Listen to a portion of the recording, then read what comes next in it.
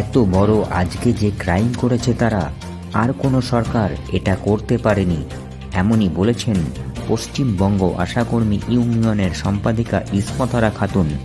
এবং এর পাশাপাশি এমনও জানিয়েছেন তিনি, ভাতা যদি না বাড়ানো হয় তাহলে এই আন্দোলন থেকে তাঁরা এক বিন্দুও হচ্ছেন না। 21শে জানুয়ারি স্বাস্থ্য ভবনে বৈঠকের পর আর কি বললেন ইসমতরা খাতুন, দেখুন, শুনুন।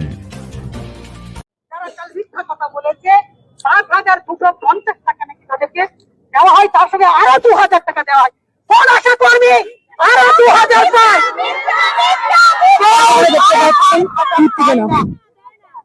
এবং বলেছেন এই রাজ্য নাকি সবচেয়ে বেশি দেয়। আমরা দেখেছি করোনা আক্রান্ত আশা কর্মীদের 1 লক্ষ টাকা মাননীয় মুখ্যমন্ত্রী 2022 সালে ঘোষণা করেছেন। কোন আশা কর্মী সেই টাকা পায়নি, তারা পায় না। যে কর্মীরা করোনা তার জীবন বিপন্ন করে ভ্যাকসিন করিয়েছে, তারা মোটিভেটেড করিয়েছে, কোয়ারেন্টাইন সেন্টারে ডিউটি করেছে, সেন্ট্রাল গভর্নমেন্ট 15,000 টাকা করে সেই আশা কর্মীদের জন্য বরাদ্দ করেছিল। সেই টাকা তারা সব খেয়েছে, আত্মসাৎ করেছে, কোন আশা কর্মী সেই টাকা পায়নি। আমরা যদি আজকে সত্যি সত্যি এখানে এই বঞ্চনা, এই দুঃখ, এই যন্ত্রণা নিয়ে এসেছি, আর তারা 5,250 টাকা দিয়ে এমন ভাবে বলছেন আমরা অনেক দিই কাজ বিলি করা, মেলা মেলা ভোট ধরে সরকার তারাই সমাধান। কে কোথায় পিকনিক করছে সেখানে ইউনিফর্ম পরে লাঠি নিয়ে গিয়ে পাহারা দিতে হবে, কোন ছেলে মেয়ে কোন দিকে যাচ্ছে, এইটা আশা কর্মীর কাজ। এত প্রকল্প এই রাজ্য সরকারের অতিরিক্ত বহু প্রকল্পের কাজ তাদেরকে দিয়ে উতরে নেওয়া হয়, করানো হয়, ভ্যাকসিন বিক্রি করানো হয়, কোন তাদেরকে যাওয়া তাদের জন্য বরাদ্দ হচ্ছে 1 টাকা। এই 1 টাকা কোন কর্মীর জন্য যারা বরাদ্দ করতে পারে তারা এই কর্মীদের সম্মান 1 টাকার বিনিময়ে 1 টাকার মূল্যেই তারা মাপে। আমরা ধিক্কার জানাচ্ছি তাদের এই অনুদান, এবং এটা তারা দিচ্ছে না, হেড করছেন রাজনৈতিক, তারা সংযোগ দেখছেন। তারা এরপরে বলবেন মাওবাদী সংযোগ। কোন গণ আন্দোলন, কোন স্বতঃস্ফূর্ত বিপ্লব যখনই গড়ে উঠেছে তখনই কিন্তু তারা সেখান থেকে মানুষের ক্ষোভকে অন্যদিকে ঘোরানোর জন্য, দমন করার জন্য বারবার যে জিনিস করছে। অতীতের যতগুলি সরকার আমরা দেখেছি, যতটুকু জানি, এত বড় আজকে যে ক্রাইম করেছে তারা, আর কোন সরকার এটা করতে পারেনি। তারা আজকে যেভাবে করেছে আমরা ধিক্কার জানাচ্ছি। আগামীকাল সারা রাজ্য জুড়ে ধিক্কার দিবস পালন করা হবে। আমরা আজকে আসলে এখানে থেকে যাওয়ারই আমাদের পরিকল্পনা। এরা সব লেপ কম্বল নিয়ে এসেছে, কিন্তু আমাদের আজকে 18টা জায়গায় আটকে রেখেছে, নানান জায়গাতে বিচ্ছিন্ন করে দিয়েছে, ছড়িয়ে দিয়েছে। আমরা টোটাল ফোর্সকে এক জায়গায় সংহত করতে চাই। আমরা যদি বিচ্ছিন্ন ভাবে এখানে কিছু জন থেকে আজকে আমরা যদি এটা করি, আমরা এইভাবে আমাদের শক্তি ওরা দেখাতে চাইবে এখানে ওদের সাথে কেউ নেই, এটাই ওরা প্রমাণ করতে চাইবে। আমরা আজকে এখান থেকে কর্মীরা তাদের যত কষ্ট হোক, যেভাবে যাই হোক, তারা এলাকায় ফিরে যাবে। কর্মবিরতি চলছে, কেউ কোন কাজে যোগ দেবে না। ওনারা বলেছেন আপনারা দয়া করে কাজটা করুন। এখানে মায়ের মৃত্যু, এর মধ্যে মায়ের মৃত্যু, শিশুর মৃত্যু নাকি ঘটে যাচ্ছে। মায়ের মৃত্যু, শিশুর মৃত্যু যদি ঘটে সে দায় সরকারকে নিতে হবে, এবং সরকারকে নিতে হবে এই কারণে, কারণ তারা এটা হতে দিচ্ছেন। সরকারের কোনো স্বাস্থ্য পরিকাঠামো নেই।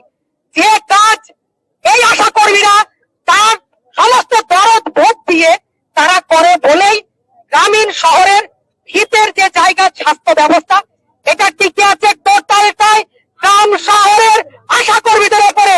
এই কারণেই এই শিশু মৃত্যু, মায়ের মৃত্যু বারবার আমাদেরকে অনুরোধ করেছেন, হাত জোর করেছেন, দয়া করে আপনারা কাজে ফিরুন। আমরা বলেছি আমাদের টাকা কাটা গেছে, আমাদেরকে যে ধরনের যে পরিস্থিতিতে আপনারা ফেলেছেন টাকা কাটা যাবে, আমরা পাবো না জেনেই এই আন্দোলনে এসেছি। ফলে কোন কাজ বন্ধ থাকবে, যে কাজে নামবে না, কালকে গোটা পশ্চিমবঙ্গ উত্তাল হবে, ধিক্কার দিবস হবে। যে ধরনের কর্মসূচি যেখানে নেওয়া প্রয়োজন আজকে আপনারা বিভিন্ন জায়গায় যে দৃঢ়তা, যে মনোবল, যে অধ্যত্ত, যে সাহস আপনারা দেখাতে পেরেছেন, সেই সাহস নিয়ে আগামীকাল সমানভাবে রাস্তায় থাকবেন তো? আপনাদের কাছে ফিরে যেতে হবে, কারণ আমাদের সমস্ত সাথীদেরকে চাই, যে সাথীদেরকে থানায় বসিয়ে রেখেছিল, অ্যারেস্ট করেছিল, তাদের পাশে আমাদের কি দাঁড়াতে হবে। তাহলে তারা আজকে তাদেরকে নিয়ে বাড়ি ফিরতে হবে আপনাদেরকে, এবং তারা যেন আমাদের এই এতক্ষণ ধরে শেষ পর্যন্ত এখানে থেকে যে মনোবল নিয়ে যাচ্ছে, এই মনোবলকে এক জায়গায় করুন, সংহত করুন। কালকে গোটা পশ্চিমবাংলা উত্তাল হবে, পথে নামবে, ধিক্কার দিবস। এই মাসের আমরা সমস্ত কর্মীদের মতামত দিয়ে আগামী দিনে আরো বৃহত্তর আন্দোলনে যাব। সে আন্দোলনে পুলিশ চলুক, জল কামান আসুক, গুলি চলুক, লাঠি চলুক, আমরা সবটাই কিন্তু নেব। এই চ্যালেঞ্জ আমরা সরকারের কাছেও রাখলাম।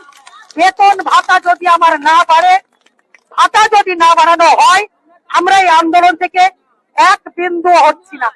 আমরা জানি গত 2024 সালে এই চন্দ্রিমা ভট্টাচার্য 12ই ফেব্রুয়ারি বিধানসভায় আমাদের সঙ্গে একই রকম বেতন ভাতা বৃদ্ধির জন্য আন্দোলনে আমাদের সঙ্গে মিট করেছিলেন।